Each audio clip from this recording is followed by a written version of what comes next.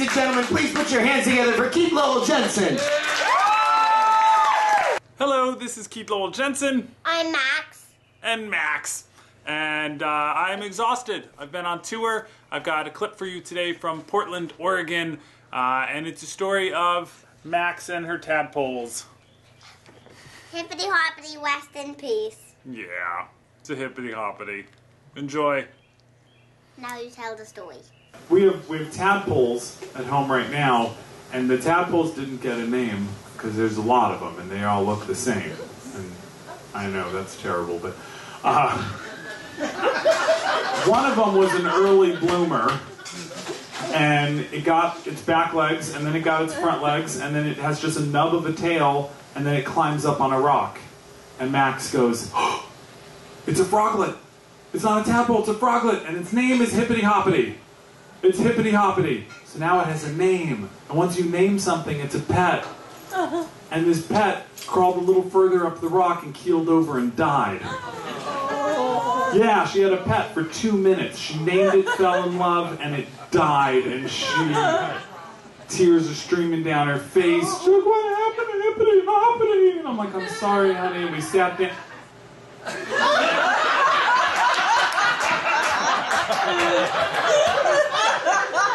Wow.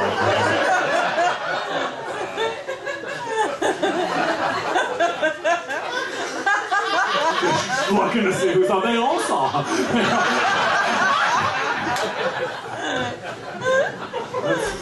Have you met Eric Cash? I think you guys would look adorable together. That was so weird. So Hippity Hoppity died, and we had a talk about death, and I think it was very productive. And then we took Hippity Hoppity out in the backyard, and we picked a houseplant, and we laid Hippity Hoppity out in the houseplant, and she had amazingly kind words to say about this wonderful frog, and the frog he'd been. You know, this frog she'd known for 2 minutes. And then she drew a picture of him on a rock and put it next to him, and she put some flowers from another houseplant on the other side of him. All in all, I thought it went very well. We go in the house, and we get ready for bed, and I'm reading her stories, and she's in her pajamas. She says to me, Daddy? I say, yeah, honey?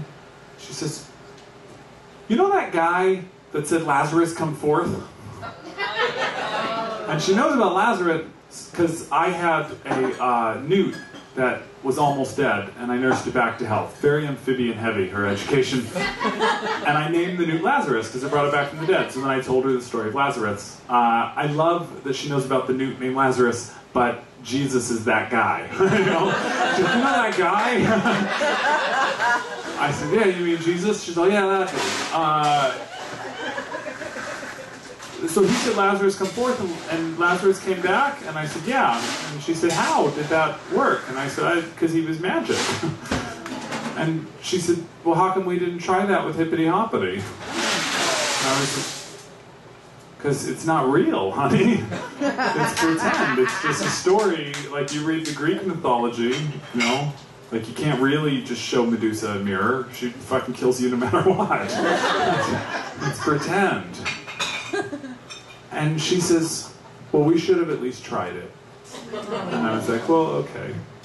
And then she says, I want to go try it. And I said, no, we're not going to do that, sweetie. You're in bed, your teeth are brushed. She says, okay.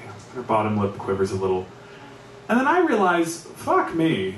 You know, she has a right to go find out. She is going to carry this around for how long that she didn't try? There was something she thought she should try, and she didn't.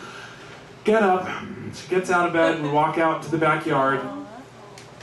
The parenting books didn't prepare me for this poetic moment. It was a moonlit night, and my daughter is standing in the backyard in her pajamas over a tiny dead frog, going, Hippity Hoppity, come forth!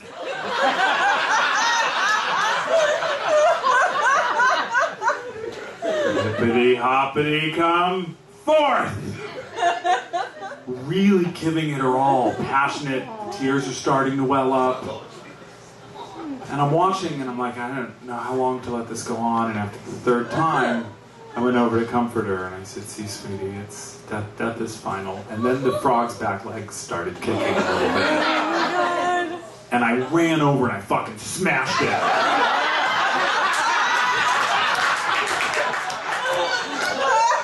Because we're atheists.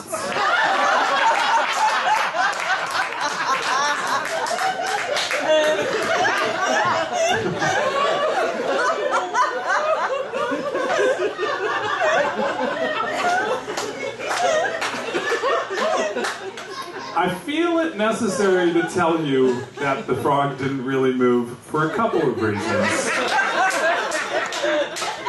The less important is that I always want you to know that I'm honest in my comedy, and the story all really happened. The frog didn't really kick, though, but the main reason I feel that it's necessary to come clean on that is that she already has way too many Twitter followers. I don't need her to now have apostles.